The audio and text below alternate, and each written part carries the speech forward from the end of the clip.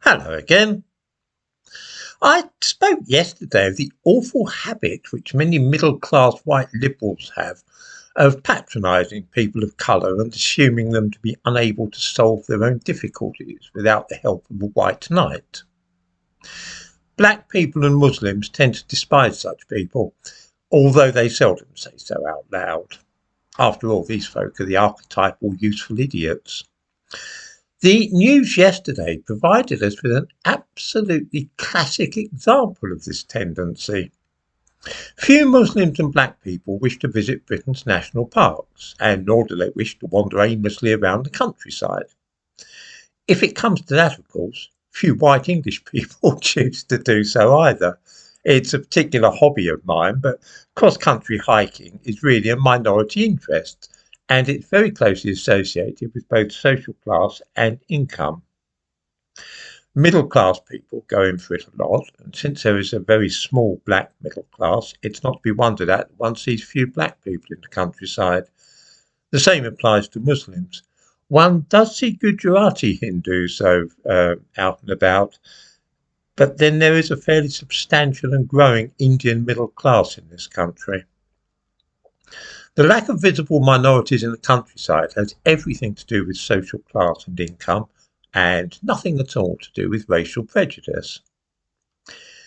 It is, however, a perfect opportunity for a famous brand name to jump in and show how much they care about Muslims.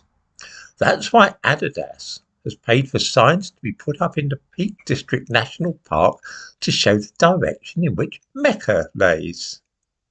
There now. Before those awfully kind white folk did that, a lot of Muslims couldn't visit the Peak District because they wouldn't know which way to face when they said their prayers. You can see one of these signs in the description to this video, which also features a grateful Muslim woman. Absolutely top-notch white knight gambit there. I strongly suspect that the people at Adidas who dreamed up this scheme, and I give a link to the description in this video to a bit about the idea, have never actually had any dealings with real Muslims. That is so often the case when somebody feels like patronising a minority, of course. The headline to this article is particularly sick-making. It reads, Adidas teams up with Muslim hiking group this Ramadan to make the countryside more inclusive. Well, practically every box is ticked there. Inclusive, Ramadan, Muslim, and of course, best of all, they've got their brand name as the first word in the headline. I have in the past knocked around with quite a few Muslims, both in this country and the Middle East. I spent some years in countries like Turkey, Syria, Jordan, Israel, and so on. I can honestly say that I have never met a single Muslim who, even in the middle of the desert, was unable to find the direction of Mecca if he wished to pray. This is because those who care about such matters carry with them on their travels a Qibla compass. These are, and always have been, cheap compasses which allow you to see at a glance which direction Mecca is. I give a link to one available on Amazon. It's about £5.